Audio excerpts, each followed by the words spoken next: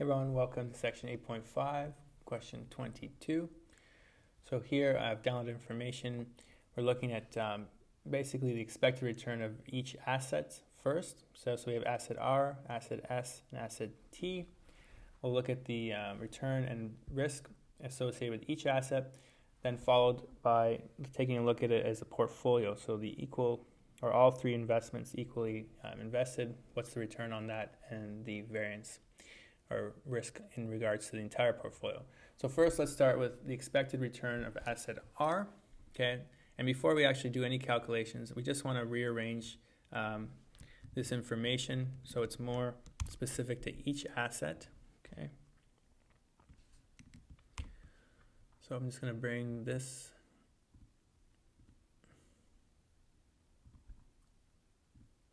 down a little bit. So this is going to be our, we're going to start with asset R. Then we're going to take a look at asset S, and then we want to look at asset T. Okay, now in all cases, the state or the economy, the probability of the economy doesn't change, okay, but the returns do, so we just need to, okay.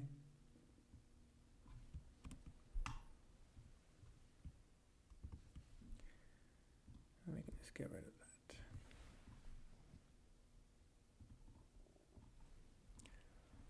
All right, wonderful. So, expected return of an asset.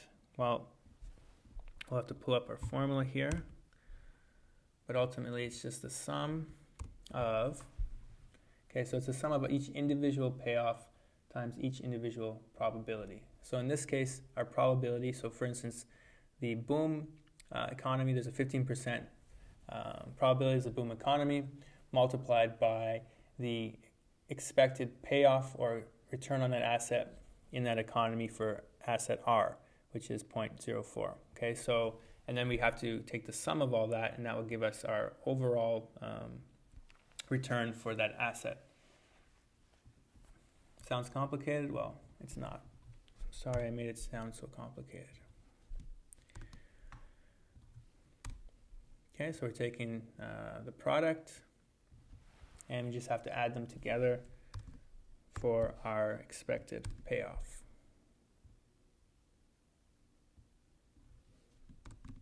There we go. Okay, and let's just keep this nice and tight here.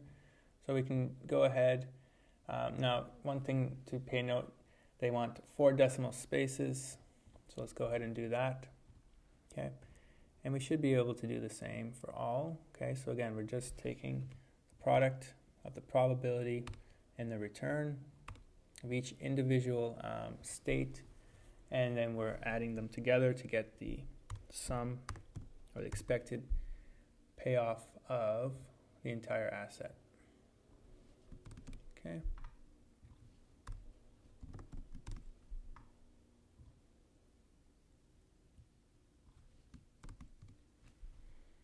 And they want 4 decimal spaces, so good. Okay, so let's go ahead and plug that in.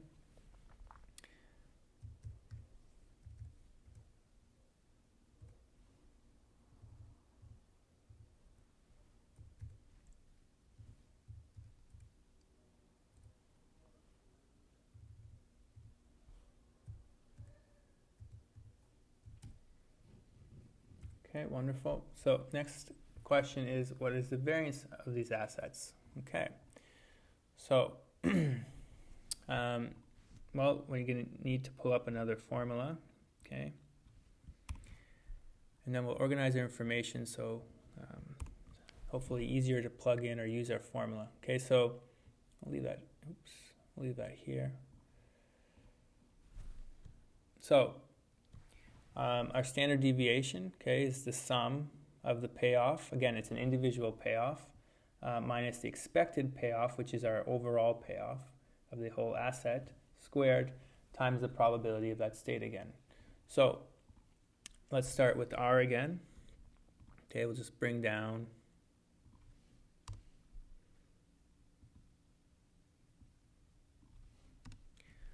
okay, so we're taking a look at R. first thing we want to put in our next column is our expected return. Okay, so because again our payoff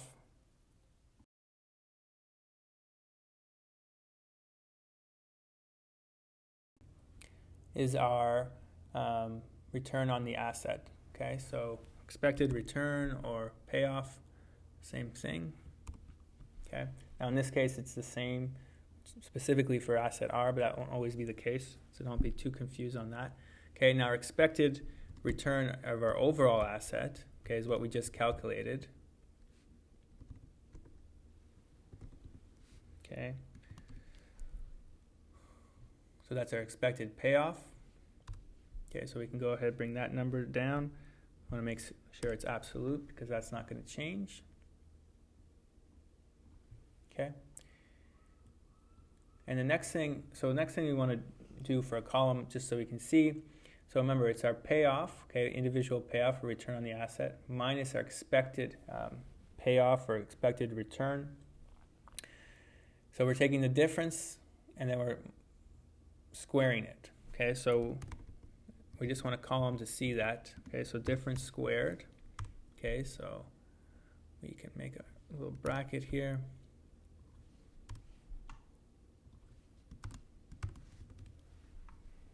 Okay, and we're just going to drag that down. It's true for all of them. Again, you will see some consistent numbers in this case, just because the numbers are, or the returns are consistent, but you'll see things will change. So probability now times what we just calculated, difference squared. Okay, will be our next. Actually, first, sorry, let's just have our probability again. So what was the probability? The probability of the state is, in this case, so again, we're trying to understand the probability of a boom economy and so forth. Okay, so now we have our difference squared times our probability. So in other words, difference squared times our probability. We just have to make this, add that up for the sum, and that will give us our variance. Okay, so difference squared times the probability.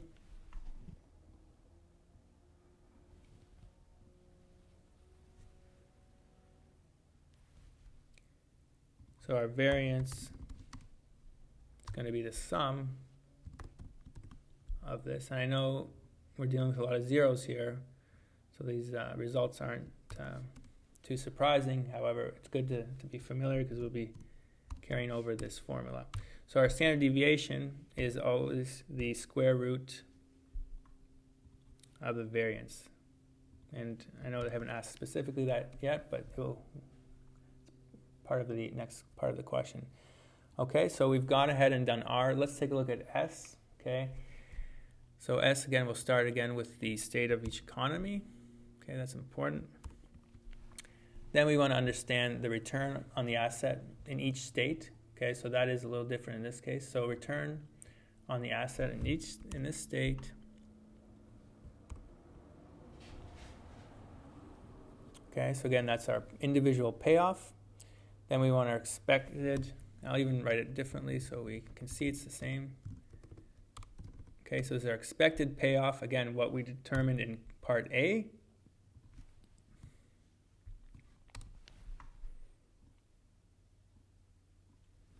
All right, now we'll just take the difference of those two columns and raise it to the power of 2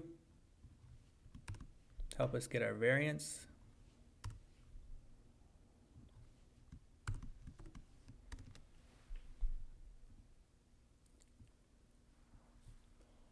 And then our probability of state, we can use the same probability, that doesn't change, okay? And again, we want to find the product.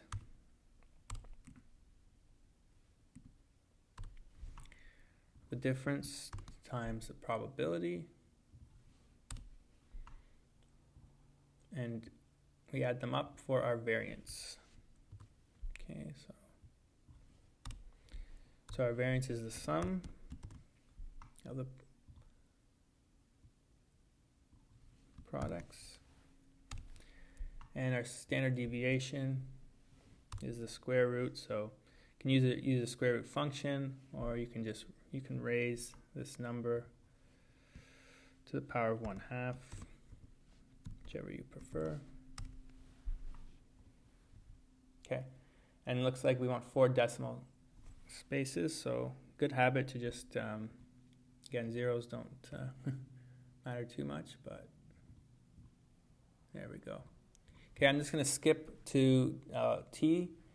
We'll be right back.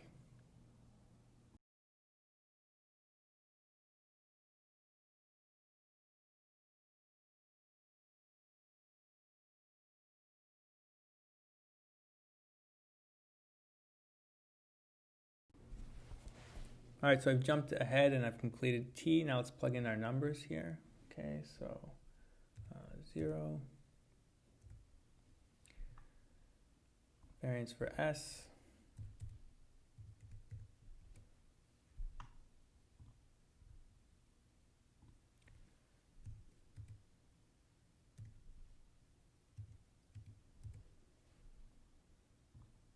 Okay, now they're asking for the standard deviation. So again, just the square root of the variance. So R is a pretty easy one to do. S.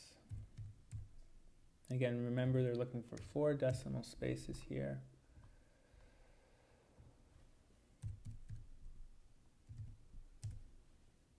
Okay, so we've looked at the individual assets. Now we want to take a look at it as a portfolio. Okay, so in terms of all 3 assets.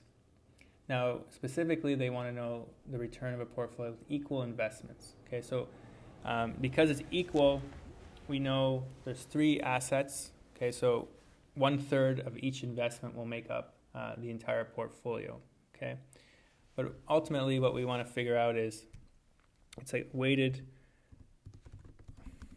of each expected return. Okay, so well, remember what was our return? So let's compare. We have R, S, and T. Okay, so the return for R was what? Well, the return for R, remember that entire asset was this number here. Okay, so we have that 0.04. Okay, the return for S, which this value here, and finally the return for T is here. Okay. Now, next is we have our weights. Okay, so this is a weighted average, but remember, because this is all equally weighted, it's really just an average, but we'll take a look at that in a moment. Okay, so reminder, we have 3 assets. Okay, they're all going to be equally weighted, so we're going to divide them all, 1 divided by 3, or 1/3 of each asset. Okay, and that's going to be true for all because they're equally weighted. So basically the weight should equal 1, okay? And ultimately we're just going to multiply these together, and the sum of the weights will be the return on our entire portfolio. Okay, very similar to probability multiplied by a return. Now we're just looking at it in terms of our weight times our return. So think of your weight as your probability.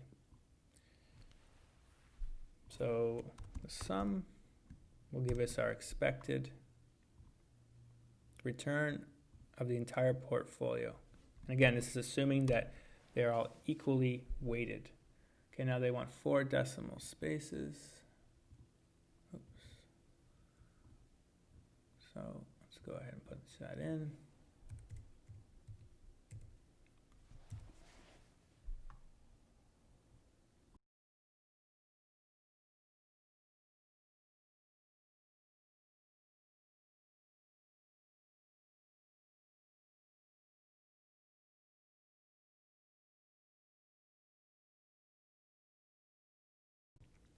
Okay, so we've calculated the expected return of the entire portfolio. And again, because it's equally weighted, just want you to take a look, it's really just, we're just taking the average of all 3, okay? Now, not all cases we actually decide to equally invest, but in this case we did.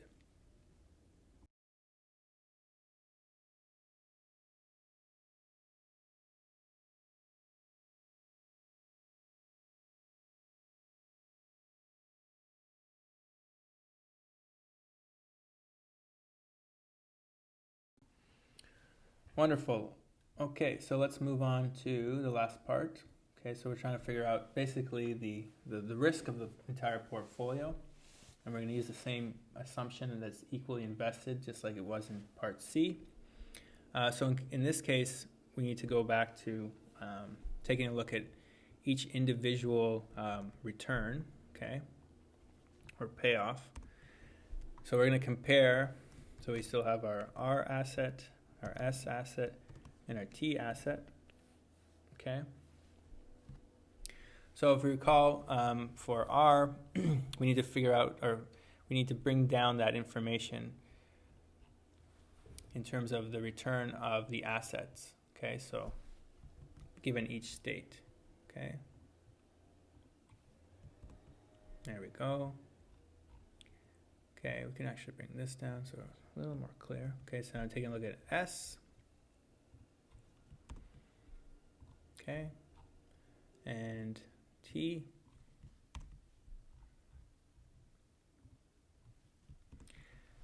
And remember, we're equally investing. So in other words, we're trying to figure out the average of each. So you know what? If you want to think of it as a student, this return could be your grades, okay, and these could be your courses, okay. So imagine you have, well, let's assume finance is boom, okay. It's a booming topic, of course, and you have 3 tests, okay. So these are your results, okay, and you want to figure out what your average grade will be, okay. So again, because it's let's put down the weight here. But again, I'll show you because it's equal.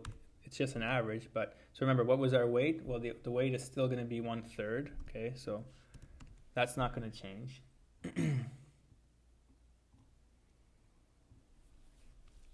And basically, we just want to find the weighted average, okay, or the weighted of each expected return. So doing the same thing, except instead of looking at it from a portfolio perspective, we're looking at it from each economy perspective, each state. Okay, but we still have equal investments in all 3 assets. So, well, we're going to take an average. So it's a weighted average. So basically the average of boom, or pardon me, the average of asset R. Okay, again, the weight is, we're taking 1/3 of that. And then we're going to add asset S, another 1/3. And finally, we're going to add asset T to figure out the average return in our boom state. Okay. And we can go ahead and do the same for all of them. Okay. Again, I just want to point out, so really we're just taking the average of these 3 results. So imagine again, you had 3 tests and they're all worth the same. And these tests were all in, let's say, finance. That would be your expected grade, okay? Or maybe you already got your grades. And then we could do that for all the other courses, and then you would find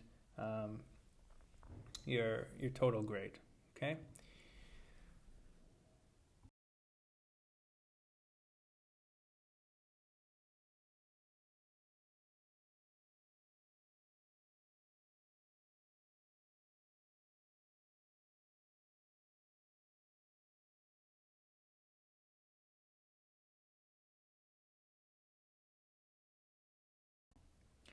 I'll just get rid of that so we're not confused. But okay, so now that we've figured out the expected average of each economy, okay, now we can solve for our variances. Okay, so again, we're going to bring this down, and just like we did at the beginning,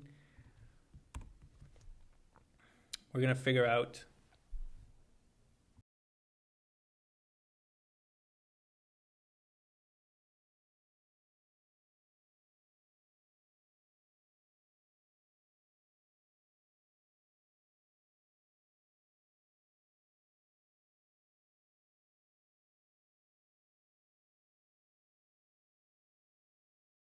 well, we've already figured out our expected So it's weighted, but it's really going back to the original. It's our expected payoff for each individual economy. Okay, so we're going to take this,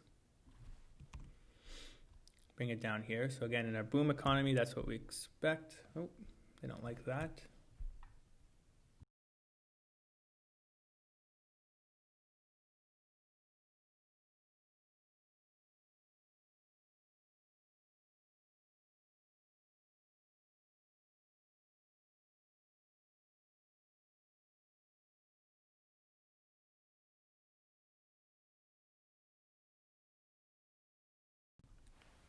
That's better. Okay. So again, that's our expected payoff.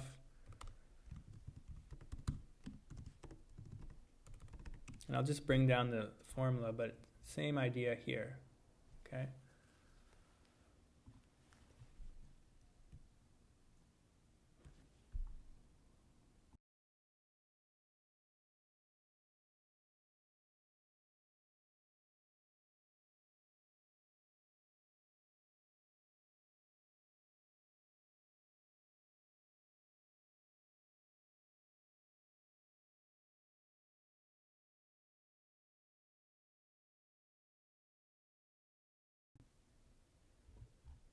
Okay, again, we're looking for standard deviation and the variance. So we have our expected payoff, okay, so that's the individual, okay, and then we have to subtract the expected payoff of the entire portfolio, or expected return, and that's that number we figured out in part C, okay. So that's the entire portfolio. And again, we're going to bring that down. So we're really just comparing the entire portfolio to each individual state. And we just like to add that difference squared column. Okay, so again, we're going to take the difference.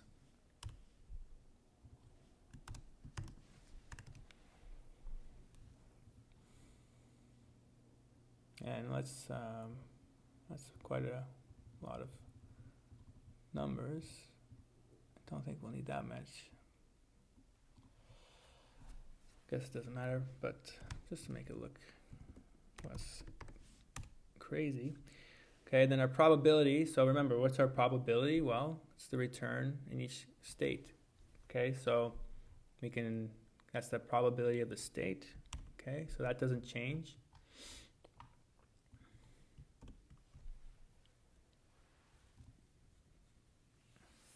So again, we're going to take the product and the sum.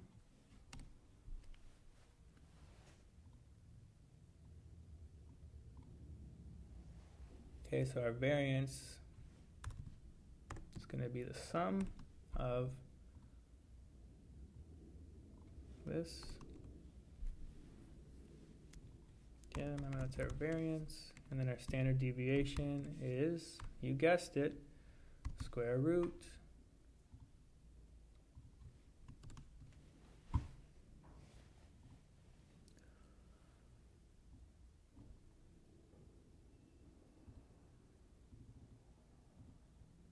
All right, so well, I hope we're right. We really wasted 22 minutes here. So our variance is, okay, and finally, what is our standard deviation? Square root. Thanks for watching. That was a long one, and happy financing.